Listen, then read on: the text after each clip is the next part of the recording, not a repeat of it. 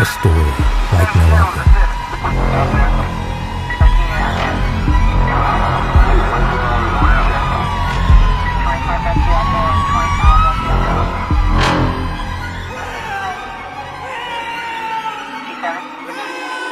The unexpected, revenge.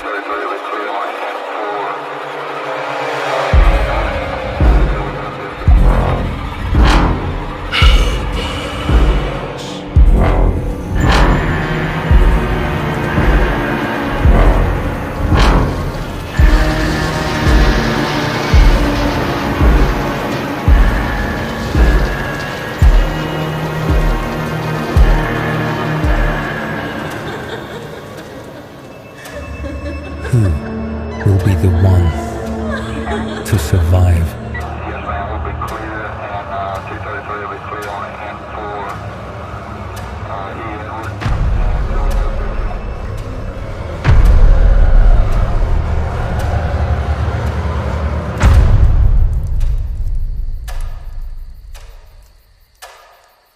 Is there any way out?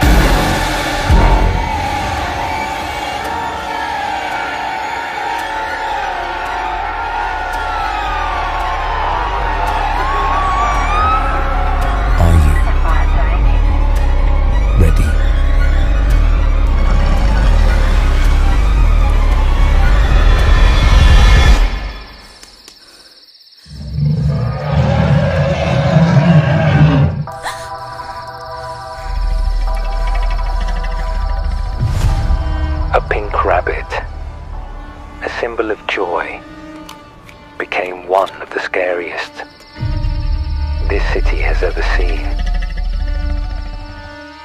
The story continues. I thought I'd seen the worst of it.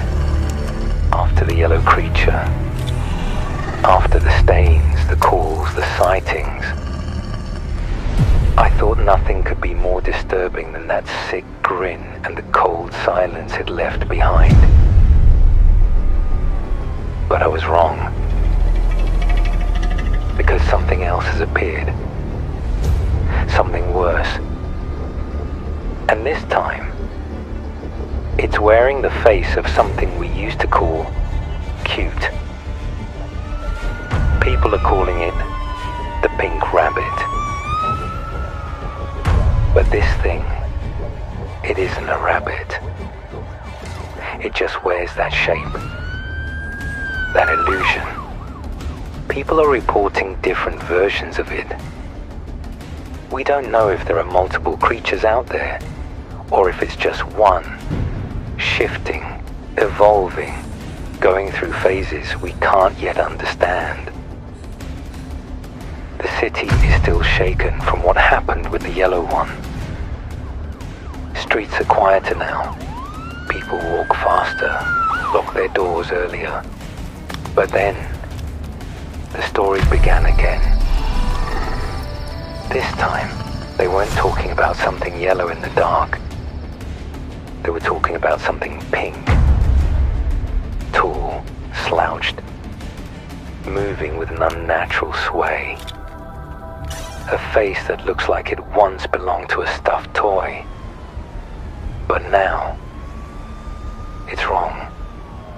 They say its fur is faded, matted down with something dark, like dried blood.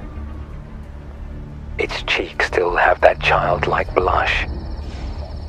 But the eyes, God, the eyes, lifeless, glassy, staring through people like they aren't even there.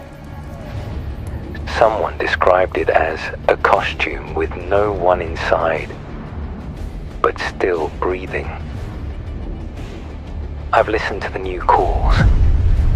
One woman said she heard laughing outside her apartment. High-pitched, like a child's giggle slowed down and twisted. When she looked out, she saw it.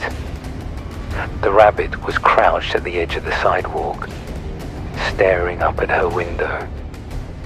Another man said he found it in an alley downtown. He thought it was a prop for a kid's birthday show, until it moved. He said it tilted its head at him. Then its mouth stretched wider than it should have, and it made a sound like teeth grinding on glass.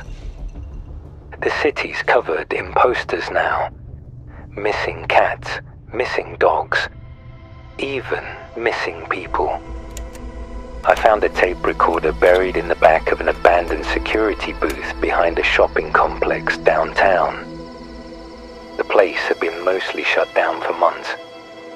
Just a hollow shell of itself, except for a few utility workers and janitors, none of whom would talk to me. They avoided eye contact. One of them even walked away mid-question. But inside the booth, behind a stack of old schedules and dust-covered clipboards, I found it. The recorder. No label, no case. Just one tape still inside. This is what it said. I don't know what I saw tonight. I heard laughing, high-pitched, like a toy that won't stop. Then I saw it. Something pink, near the dumpsters. Thought it was a costume, until it moved. I don't know if it's still out there, but if anything happens to me, check the cameras. And don't let anyone go near the alley behind Building C, ever. That security guard went missing that night, and no one ever saw him again. The footage he mentioned, gone. Hard drive wiped. Every frame between 3:30 and 4 a.m. corrupted. This thing, whatever it is choosing its moments carefully. It's not loud. It's not violent. It's patient, like it's watching us, waiting for us to forget it's there. I don't know if it's connected, but I've seen the same thing in every location. Long smears of pink fur caught on fences. And that smell, like rotting sugar. I went out myself last night. Back to the same forest where we first heard the yellow one.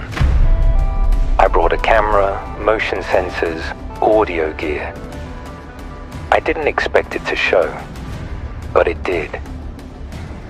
At exactly 2:43 a.m., the recorder picked up a distant crunching sound, followed by soft dragging.